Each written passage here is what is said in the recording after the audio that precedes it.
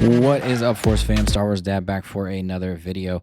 Today we're going to be kind of taking a look at the meta and just kind of seeing where things are at and some of these interesting decks that have been winning lately.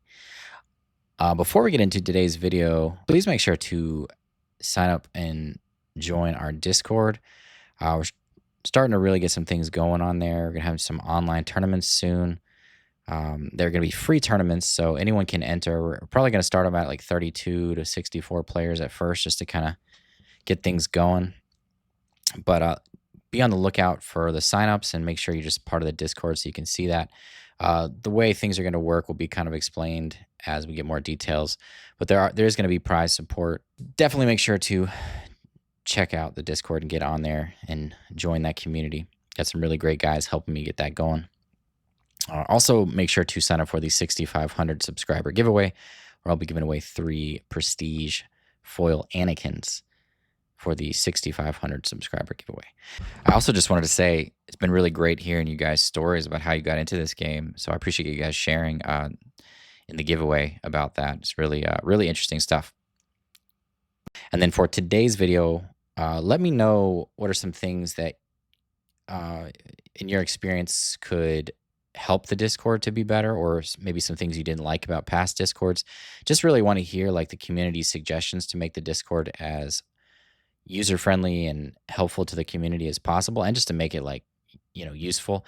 We definitely have some good ideas going, but I definitely want to get feedback from the community and kind of see where, everyone's heads at with that and what kind of things they would like from the Discord, and what could, some ideas to make it better and just as great of a place for the community as possible. And I will be giving a Cad Bane to one lucky winner in the comments. So to start things off, I just wanted to say that when you just look at this list of like Planetary Qualifier winners alone, I mean, the meta feels extremely healthy to me. You can definitely see that it's not a bunch of force throw heavy decks. I mean, there's one Han 2 blue in the last week and a half, I think that's one. And then there's a variety of things. There's definitely a few decks that are standing out, but overall, it's just extremely healthy. Just a lot of variety here. Here's another Han 2 blue, sorry. But they're small tournaments, so it's 22 players, yeah. But yeah, we're going to look at some different lists from here. But I mean, the biggest ones when you look at this are Boba Data Vault and Quinlan Tarkintown. And those are two we're definitely going to talk about today that stand out, as they have been kind of taking the charge as far as the most prevalent as far as winning PQs over the last couple weeks. So kind of looking at these stats, and shout out to KTOD for showing that this was even a thing. I hadn't even seen this before. But looking at, week 2 from like August 9th, August 10th, you can see that Boba Fett and Quinlan both won a couple of PQs. And then after that, it's just like a really strong variety of Garsax and Iden, Kylo, Han Solo, Kazuda, Darth Vader, Sabine, and Cad Bane. And then if you go to most recent, you got 5 Quinlan in week 3 and 3 Boba Fett. So Quinlan is definitely kind of leading the charge recently as the best overall deck for PQs. Boba Fett is doing very well. Boba Data Vault, that is. Which makes a lot of sense. I mean, it's just like, it's one of those decks when you play against it, and we'll talk about it more, but it's just one of those decks when you play against it, it's always hard. You know what's coming, and it's just hard to stop. And if you don't have the right answer at the right time, it could just be too much, and then it's over. And they hit you with a barrage, and then it's like, well, there goes that. A couple Palpatine yellows I thought was interesting the past week, and we're definitely going to talk about one of those today. Qi'ra showed up finally. Kylo, I think it was red. I think it was Tarkintown. Yoda red. Han Solo. Talzin red. Luke Skywalker Data Vault, I think that was. And then I think there was an Anakin blue Force deck. So, I mean, just like a very good variety. You look at the top 8, again, Quinlan's and Boba's leading the charge. Definitely Han 2 blue, Han 2 green, mostly blue, have been up there, but they haven't been winning that much. I mean, I think I saw one win like a 22-person tournament. Definitely a lot of Darth Vader yellows in the top 8. A lot of Kylos, a lot of Idens, Yodas, Sabines, Talzins, Anakin, and then Palp, yeah. So it's just a really healthy meta right now. I mean, can't say that enough. And I think it just kind of goes to show that everyone was afraid of Force Throw, and it's not as strong as everyone thought it was going to be. It's definitely better with Force units for sure, but it just shows that you can play around it. So I just thought that was a good, interesting overview to start off the video with. All right, so getting into these deck lists. So this was the Quinlan Tarkintown, one of the Quinlan Tarkintowns. This one won a 70-player tournament. I think there was one, the biggest one I saw was a 110-player tournament that a Quinlan Tarkintown won, but they didn't have that list up. But I mean, I think most Quinlan Tarkintown lists are very similar from what I've seen. This is very similar to my list. It's just, Adigalia, I think, is one of the bigger, newer additions to this list. He's playing just one of the Quinlans. And then otherwise, 3 Depa Balobas, right? Sideboard was a little interesting. He had a couple Land Speeder, I guess, for more ground-heavy decks. A couple Republic Y-Wing, which I thought was interesting. I guess just as a way to, like, deal with decks with a lot of 1-drops. Maybe, like, space-heavy decks. Vader Yellow, I guess. A couple Daring Raids. And I think in my version, I play Daring Raid in the main, and I play Bamboozle in the main. There are some differences, and I play Sparks in the side, I think. But yeah, I mean, Quinlan's just very good at doing what it does, right? It's just getting those turn 1 Tarkintowns, setting the pace for the game, pulling cards out with Smuggle, putting a lot of pressure. Quinlan helps to close the game out, the new Quinlan. Depa Baloba just gives you another strong ambush unit for basically 6 damage for the flip of Quinlan. And then you're using like Surprise Strike and Hot Shot to close the game out. Everyone knows what Quinlan does. It's in a really good spot right now. It has well-rounded matchups. Using Tarkintown and early pressure, it can match other aggro decks. And then, the addition of Surprise Strikes and Hot Shot Blasters and Quinlan can help you to close the game out. It does well against control because of the hand disruption. It's just in a great spot, and clearly the results show it. Here's my version, a little different. Fits my playstyle. I'm playing a couple Quinlan. I'm playing the Constructed Lightsaber just as a way to have restore effects. Just 2 Depa Baloba. And then otherwise, it's like I said, it's pretty much the same. Not a lot of changes there. I mean, I like Bamboozle in the main. Bamboozle's been really, really strong for me lately. And the fact that you can play it for free is always just an added boost for that card. And then I think I play a couple Waylay versus some different changes. I'm not sure about the Commandeer in my sideboard. I don't know if that's a card I would still want to have in here, but it's in there at the moment. Quinlan's just a great deck. Let's talk about this Talzin Red list real quick. And Talzin Red has not won a lot since the Worlds. I think it's maybe won like, I don't know. I've seen it play. It's been played a ton, but it has not been converting. This one was a smaller tournament that it did win, but I do really, really like this list. It's like has a few adjustments from the World Championship list, and I like the adjustments that were made. So they added in Perilous Position and a 3rd Devastator, and they added all the Devastators in the main board, and they took out the Sun. And I just like what this list does. It just feels very consistent at doing what it needs to do. Playing aggressively, using Krennic, getting those 2 drops down, using Arm to the Teeth and Hotshot Blaster to push the damage, Purge Trooper for Force decks, and then Devastator to close things out, and just playing 3 in the main board, just saying that's my finisher, right? Like if I can't close out the game by 7 resources, then I'm playing Devastator. Which you can often close the game out by 7 resources in this deck because of your board advantage with your units, with your ability to push damage with your Arm to the Teeth and your Hotshot Blaster and Fallen Lightsabers and all those things. But I just really like playing the 3 Devastator main board. Just makes a lot of sense. And then they're playing 3 Bombing Run on the side for space decks. Entrenched is for space decks, I would imagine, as well. And then you have like Yadi Mundi, Crate Dragon for more control matchups. A little bit of hand disruption with the Force Throws and the Jedi in Hiding. No pillage, but this is more of the aggressive approach, just trying to use board control and push damage. But I just thought this was a really good list. If I was going to play this version with Krennic, this is how I would play it right here. I don't think I would change anything. Just a very straightforward list. Kazuda Tarkintown has been doing pretty decent. Won a 73-player tournament. It's another one of those decks that I just did a video on Kazuda Data Vault. Like, it can just run you over.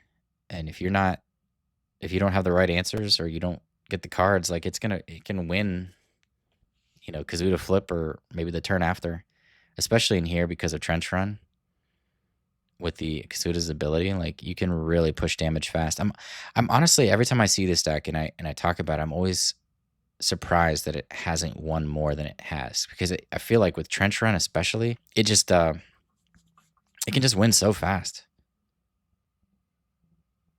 And this particular version, he's playing 3 Spark in the main and 3 Jam Communications in the side. So he has the Hand Disruption component for more control decks, the Confiscate for upgrade heavy decks. I mean, he's got the Cassian for Smuggle. He's just, it's just a straightforward aggro deck. It's going to run you over fast. Definitely a good choice right now, I think. I think it's one of the best space decks. I think it's between this deck and Boba Data Vault. I think the reason we're seeing more Boba Data Vault is just because it just has the right tools and those colors for Data Vault, and just being a space-heavy deck. It's just, like I said, Boba Data Vault is just very difficult to deal with. Obviously, the weakness here is that you don't have a lot of HP, and you can run out of gas a little easier. And I think in Boba Data Vault, you have a lot more strong top-end cards. Here was a Poe ECL deck that got second. I thought this was a good list. Playing a couple of BB-8 to benefit off of the resistance synergy. Playing the Poe Damerons and the Wreckers as your ECL targets. A couple of them timely intervention. A lot of early spaceships, of course, to get things going in space. I think Poe Data Vault is a good option too. And I honestly, I think both are good, but I don't know which one's better. They're both good. I thought this list was interesting, though. Playing like a couple Yoda's lightsaber. Just looked like a good list. Looking at this deck, it's just another. It's very similar to Kazuda. Like, it's just early pressure. If you don't have a way to slow things down, they could just run you over. Obviously, you get the cool things that you can do with Poe. They're not playing any of the ejects. I haven't seen eject being played as much in Poe decks lately. They are playing the Heroic Sacrifice as a way to just sacrifice the pilot on the Poe flip turn so that you can attack twice, essentially. I mean, aggro decks, there's not a lot to say about them, right? You just have to have an answer. But they're consistent. They're going to do the same things every game. And if you don't have the right answers, they can just run you over. And that's why some of these aggro decks are doing really well, because a lot of these more mid-range decks just can't slow down a super fast space deck right now. And I think Boba, Data Vault, Kazuda, and Poe all do a good job of that. This one was interesting. Sabine Tarkintown, and I'll actually talk about it because it's different. It's an 88-player tournament. Anything that's not Sabine ECL is interesting enough. Just more of a go wide strategy with like the Benthix and the crack shots, the Soldier, the 501st. I thought the list was interesting, like having like the one-ofs of like Heroic Sacrifice, Rebel Assault, and Trench Run, and then you're bringing in the second copies in the side for certain matchups.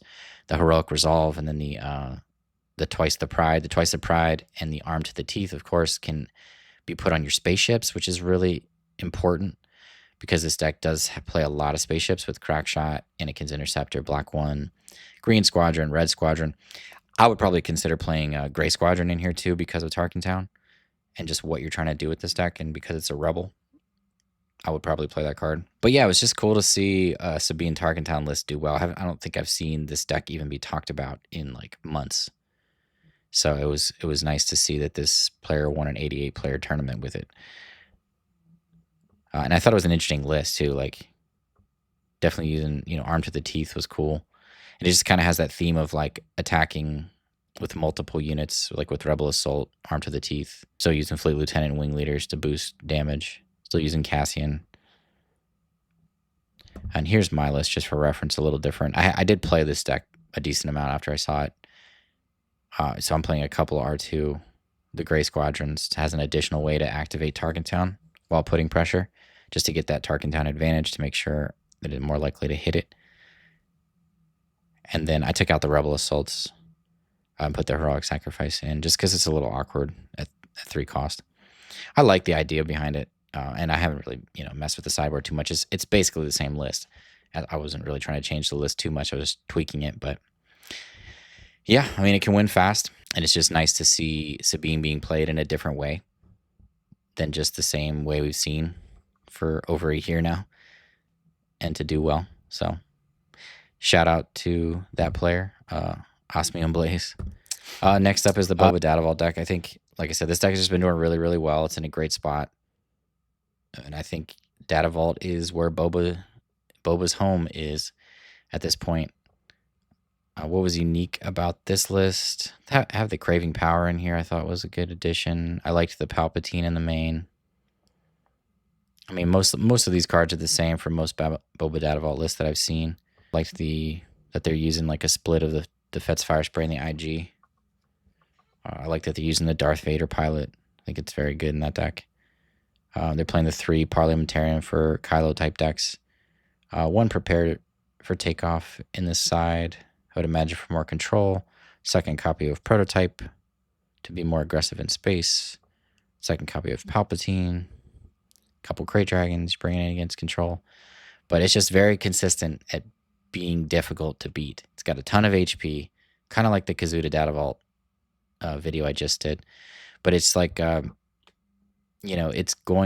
gives you, the Data Vault gives you more time to defeat your opponent, right? Because they're going to try to stop you and slow you down as much as they can. But that HP is going to keep you in the game longer, especially because you're more the aggressor. In a lot of matchups, you're going to be the aggressor, right? You're not going to be on the defensive side that often in this deck. And it just gives you more time. And then you have access to Maul, Barrage. Maul helps you close things out. Barrage helps you clear the board, especially with your big ships, especially with like a Boba flip onto a gunship, followed up by a Barrage the following turn. Like that's brutal for your opponent to come back, to try to come back from that. The indirect damage, of course, does, it's good against Hantu because they're already taking damage. They don't want to take too much to their units. And then you can clean up things with Barrage once they're at a place where they don't care. Or if they have, their higher HP payoffs at that point. Just a lot of pressure. It's a great choice for right now. Clearly by the results as well. Next up was this was an Anakin that actually in that same tournament that got 2nd. And I thought I would mention this list as well as another. This is definitely more focused on the Force. A couple Sabines and Outer Rim Outlaws as non-Force cards. And then the Cassian, of course. They had the 1 Force Lightning and 2 Power of the Dark Side so that Anakin could get activated. But otherwise, it looks pretty similar to most Anakin lists. Very similar to my list. And then they had the Jedi Starfighter on the side for Space Heavy decks. Jedi Starfighter is very, very good in Anakin, as it can push a lot of damage and do a good job of dealing with threats in space, especially like Vader Yellow decks. I really like the outmaneuver in here because they aren't playing any space units in the main board. So like the outmaneuver is just a way to shut down Vader Yellow it does cost 5, but around 5 resources is usually when Vader Yellow has 6 or 7 spaceships potentially. So if you can just shut them down for a turn and gain a little bit of life and start closing the game out, then that can be really strong. Of course, I love the warrior in here as a way to just gain life and have a little more control over your life total with Anakin, which is always nice. Yaddle, of course, is amazing in here. And a couple Perilous Position as another way to deal with a big threat in space. So I think that this list particularly just did a good job of with Entrenched and Perilous Position, and then the outmaneuver as just strong ways to deal with space while putting a ton of pressure on the ground. And then Jedi Starfighter is just very, very good against Vader Yellow and space decks in general, just because you can swing in for 3 and do another damage to something else. So it's just a monster in this deck in space for a turn 1 play. All right, here was one that won an 82-player tournament by Avon Drago. He's playing 3 Force Lightning and 2 Power, so a little more focused on villainy. And he's playing a lot more removal in this particular version, so early space units, and then he's playing the Starfighter in the main, and then he's just playing a ton of removal. And then he's got a lot of card draw with the Qi'ra Mundis, playing 5 of the Qi'ra Mundis. He's playing 3 Shatterpoint in the main, which I like. So it's so interesting to me that a lot of people are not playing Shatterpoint. Like when you're playing all these Force decks, like especially like Anakin, where you're not using the Force with your leader. So like Shatterpoint's very good in here. And then he's playing Fell on the side. So it makes sense. Like he's not using the Force mechanic that often. You know, maybe he's not playing Warrior. He might use it a couple of times with Chirrut or Ki-Adi-Mundi, but he's saving Shatterpoint for that. And Anakin's becomes very good in here because he's gonna be activated often. I think he's even playing a couple Rivals Fall in the main. So it's more of a control style build with like, I mean, I would imagine your Ki-Adi-Mundi, Anakin, Skywalker, and Krayt Dragon are like your win cons combined with Anakin's flip. So just I thought this was a good list. He has the pillage in the side, no Jedi in hiding, just using Force Throw and a couple pillage. So less focused on the hand disruption. I think this list here was 3 Force Throw and 2 pillage in the main. My list is definitely more focused on hand disruption with the Jedi in hiding as well. And here's my list just for comparison. Very similar to the last 2 lists. Again, I'm playing the constructed lightsaber. I've just found that that's very, very good on Anakin's flip turn from my testing. And again, like I said, I like to play this deck more where I have more control over my life total, where I can be more aggressive with Anakin's ability to put damage on my base because I have ways to recover that damage. So, I'm getting those payoffs and clearing out units, and a lot of times my units are surviving, or I'm benefiting like with Jedi in hiding and they're discarding, or and then I have constructed lightsaber as early as turn 2 on like a Yaddle to just have a way to just swing in for 4 and gain 3 life, or put that on a Chirrut and make it a giant sentinel. The warrior, of course, to dictate, and then I'm playing 2 Fell, 2 Shatterpoint in the main, and I'm playing like the Parliamentarian for Kylo decks, the Bombing Run for Space Heavy decks, Kit Fisto's Ether Sprite for Space Heavy and Kylo decks, bringing in the Village against Ground Heavy decks, Rivals Fall for mid-range control, Kylo decks like that. But this deck has been one of the best performing decks for me over the past month, I would say. This deck's just been very, very good. And it's made a lot of top 8s. It hasn't won a lot, but it's always in the mix, right? And I just think it's one of those well-rounded decks that has just good answers for a lot of things currently. So, and Anakin's flip turn, that's why I like playing the lightsaber too. Like I want to have the ability to just start pounding my opponent for damage, like for 10 damage very easily with a constructed lightsaber, And that definitely, that plus the restore that it gives me is just really nice. I know that might seem a little counterintuitive to restore 2 before you put in the damage, but it's so good on some of the other cards too that I don't think the downside is that bad at all. I mean, one of these lists was playing Jedi lightsaber, I think. Or I thought they were there. Yeah, this list is the one that won. So yeah, I just love being able to put some kind of lightsaber on Anakin because it just becomes a monster, But yeah, just another great choice in the meta. Great deck, very well rounded. Feels like my version in particular, with a little more focus on discard, just feels great going into control decks too. Like I can just obliterate their hand and just get in for a lot of pressure. Next up was a Han 2 green Force deck that won a 67-player tournament by Jeremiah Smith. I thought this list was really interesting, and it was nice to see Han green win one. He had some interesting one-ofs, like 1 Adigalia, 1 Tech, 1 Poe Dameron, 3 Maz Kanata to put more pressure with his Force units. Grogu is just insanely good in Han decks. I don't know if you've played Grogu in Han decks yet, but if you haven't, you need to, because it's disgusting. Especially in blue, what I've found is amazing is playing that on turn 1 and then playing Chirrut on turn 2. And being able to just make Chirrut not die. Or even at a certain point, maybe you play Chirrut on curve, like at 4 resources, right? And you've attacked in with a Yaddle or something, right? But Grogu just being able to heal Chirrut over and over again is disgusting. It's so stupid. It's ridiculous. Yeah, in this list, Playing a couple Gorilla Attack Pods, a couple Mace, 3 of the Rebellious Hammerhead. But yeah, this deck has just been another one of those decks that's just been right on the cusp. It's just, I've seen decent amount of success with this deck. Just being able to cheat out Kelleran, Home 1 Yoda, and Crate Dragon. That's just a really strong combination of payoffs. And it's hard to deal with, like getting a lot of board advantage with Kelleran and Home 1. Yoda's just very good at kind of closing the game out. Crate Dragon's another great closer against so many things.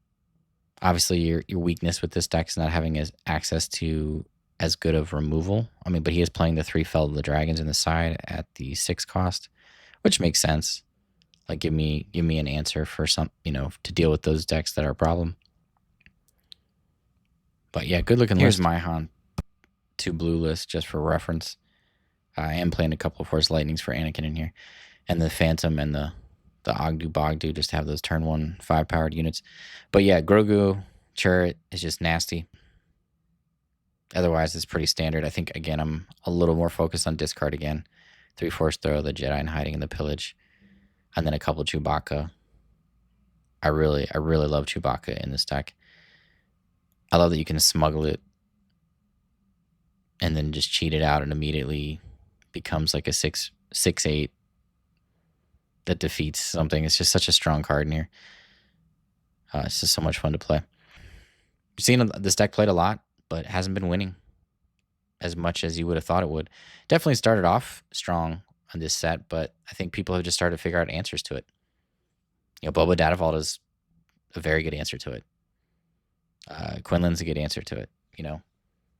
Tarkintown decks in general are a good answer to it because it wants to cheat things out. That's how it gets an advantage, right? Is to play things earlier, but it has to damage those units, which Tarkintown's like, okay, thanks. So it is what it is. But it's, things are starting to settle. It's still one of the best decks. You still have to have a plan for it. It still can just outpower you and outclass you at a certain point if you're not able to close the game out. You have to have a plan for it. But it's not been winning, so to me, that's just a sign of like healthy meta and great players. All right, next up was the Qi'ra Data Vault list that won a 50-player tournament by Brahmare. The biggest changes were just 3 Night Sister, I think is for like Force Throw and Pillage decks that they expect to see, which I thought makes sense. A couple Anakin, and then a couple Supremacy. And then otherwise, this is like a Qi'ra Data Vault, like pre-Legends of the Force, of the Owen Lars. I think they had Moisture Farmer, but I didn't quite understand that. If you're playing Force units, why not just play Owen Lars to find your Anakins, your Darth Vaders, and your Mauls? But maybe they just like that additional HP on the Moisture Farmer in the sideboard. But yeah, it's nice to see Qi'ra still hanging on there and finding a way to be relevant. Like I said, Qi'ra is one of those decks that I think it just needs a little bit of time to adapt to where things are, and then it starts to become more and more relevant as people start to figure out how to play it into the meta, because it is more of a control style deck, and control needs a little bit of time to adjust and adapt to the aggro decks that are there and the mid-range decks that are, powerful. And, so I think this is a good adaptation. It's interesting that it's not using the new Vader or the Timelies. It's so interesting to me that the new Vader is just fallen off. Like, we don't see a lot of that deck or that card being in winning lists, which I just never would have guessed that going into this set. But you gotta love it, right? Shows health. Next up was a 64-player tournament where a Chancellor Blue Force deck won. Now this is a little different than my Force version here. It's definitely more defensive. I think as far as Force cards go, they're playing Yaddle, Yoda, Warrior, Anakin, and Luke. So more on the defensive Sentinel side with Loth, Wolf, Concord Dawn, Chilson, and then just good removal. A lot of good removal. 3 Power of the Dark Side, 3 Fell, a couple Vigilance for life gain removal, 3 No Glory, and then using Anakin and Luke as pieces of removal as the game goes on. But it was nice to see, and then the Laser Blast, of course, but it was nice to see that this deck won a tournament. I think this is one of those decks that's, just always had a chance at being relevant, and it's nice to see someone win a tournament with it. It's a very, very fun deck to play, and I really like Anakin being in this list now. Again, my list is a little different. The Force version, I think I'm still using Shan Flurry. I just find it so much fun to play with Anakin and Luke, and even Snoke with Shan Flurry. So it's just disgusting to be able to just play that card out of nowhere, get triple kills with Anakin, or even Snoke. You can do some. I mean, a Shan Flurry Snoke stupid sometimes. I mean, in theory, you could get 5 kills with Snoke with a Shan Flurry. But yeah, it's just such a fun deck, and it's great to see that this deck won a tournament. And then they have the Bazines and the Lompikes as smuggle cards to be able to play your villainy cards when you need to occasionally. Obi-Wan's Ether Sprite was interesting. And the Fireball you're bringing in against Space Heavy decks. But yeah, good looking list. All right, getting into a little more interesting deck lists. This is my take on Talzin Green Force. Now, they didn't have the deck list that won. It was a 72-player tournament, I think, and there was Talzin Green that got first and second place. But I tried to make a list of kind of guesstimate where I think that their list was at. I mean, it might be a little different than this, but just having to take advantage of like Barrage, Craving Power. I think Craving Power on the Talzin flip is actually really good. Using Maul, Eighth Brother as ambush effects. You're still using Timely with Darth Vader in this version, and then you're still using Hotshot Blaster. Constructed Lightsaber is another option for the flip turn. It's also just good on your 2-drops. It's also good on Chirrut. A couple on Pike just to have another smuggle component in the deck. It also synergizes with Vader, of course. A couple Felt, 1 Shatterpoint, 1 Rival's Fall. Just have strong pieces of removal, and then a couple of Avenger on the top end. I was just trying to make as close to a list, and I have played around with this deck before, but just to kind of give you an idea of what this deck might look like for the winners. I'm sure it's a little different, but maybe they play Krennic, I don't know. But the sideboard, I just put the cards that I would guesstimate would be in there. Top Target is probably not in there, but that's just a card that I play in my sideboard for Talzin. Parliamentarian, of course, for Kylo. Probably playing something like Eager Escort or like Supremacy in this side for Space Heavy decks for these colors. And then probably playing Palp's Return, maybe Relentless, maybe Reinforcement Walker, maybe Devastator, I don't know.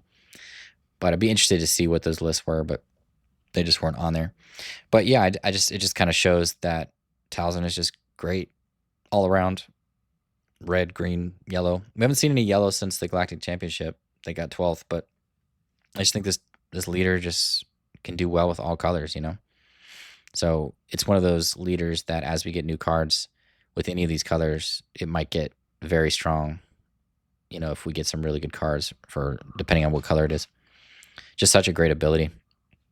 And of course, like the benefit of green is you get Barrage. Even Craving Power is very strong too. But just Barrage is just so good with Talzin when you're like minusing things, especially when Talzin's out there or on the flip turn, right? Like that's such a strong card to play. You -1, then let's say you Barrage a Tyrannus and then do 6 damage and then pull a Talzin out and kill something else and just completely wipe their board. And, probably often don't take any damage at all. And then you're getting, the benefit of Lompike and Vader, getting that power in here. Eighth Brother's pretty strong. Just seems like it has a lot of potential. I would definitely be interested to see what those lists look like. But this is a good starting point if you want to check it out. And then here is a very interesting list. Palp Yellow's been doing good. I think it's won 2 or 3 PQs recently. And they were very similar variations of this right here from the ones I've seen. But this was one that just won a PQ for 75 players that my buddy was telling me about. But I really liked this list. I liked the Loth Cat in here as a when played, when defeated to exhaust a ground unit. Just as another way to slow your opponents down and just like slow down their big threats. You just slam a Loth Cat into something, maybe kill something, and then exhaust something else on the ground. Just a way to slow things down so that you can get to your Traitorous and Change of Hearts and really just kind of keep your your damage in check on your base. I like that they're playing a couple of sneak attack in here. I think 2 is the right amount for this deck because you can do a lot of cool things with sneak attack. Obviously, the first one that comes to mind is Legacy Run, just being able to sneak attack that out, kill something immediately when you attack, or just get in for damage and then deal 6 damage divided against your enemies, or set up a Palp flip to steal something. But it's just a really great way to clear the board. He's not playing Barrage at all. He's just like, I'm just playing Legacy Run. And then, Aura Sing is just great in here on turn 1 to be able to just trade into ground units to slow things down. A couple of Salacious to get a subtle life gain. ISB Agent to ping whatever you want to steal. And then you're just, doing what this deck does and just stealing their units and killing them with Traitorous and Change of Heart, and then drawing cards. This deck is just I think it's in a great spot right now because of all the mid-range decks that are doing well. Like, just being able to steal destroy it, or get in for damage, or attack into their own units and make them kill each other. And it's such a fun deck to play once you get. Again, this is another one of those decks that needs a little time, but now that things have kind of settled to a certain extent, it's in a great spot. And then they're just, once they do all the shenanigans that they're doing with Legacy Run, Traitorous, and Change of Heart, then they're, using Vader and Maul to kind of clear the way for Palp. And then they're, or setting up a Palp flip with damaging things. And then they're playing Reinforcement Walker and Devastator and Palp flip, and they're just kind of taking home the game, getting their life total back in check with Reinforcement Walker. It's just a great deck, and it's great that this deck always seems to stand the test of time. Like, it gets maybe 1 or 2 cards each set, but it just finds ways to adapt and continue to be relevant. Such a cool deck. I'll be interested to see what we get after rotation, like with a leader like this, where you can steal someone's unit or something like that, So, but yeah, that's kind of it. The meta is just in a great spot. Like, I thought there was a good variety of decks that did really well, and it's just great to see because, again, it goes back to that, this game is such a well-rounded game, and it's more about you as a player. And, if you're playing a deck that you feel confident with, and you play to its strengths, the matchups, like, you can win any given Sunday, right? But yeah, this is a great looking list. Sideboard, again, they're playing the Confiscate for upgrades, Parliamentarians, and the Palps Returns to get back those Relentless against like control decks, and those Devastators and Reinforcement Walkers and all that. Sneak Attack Devastator is such a fun way to win a game too. Same with Sneak Attack Reinforcement Walker. That's also great. So, but yeah, as always, y'all have a good one, and peace out.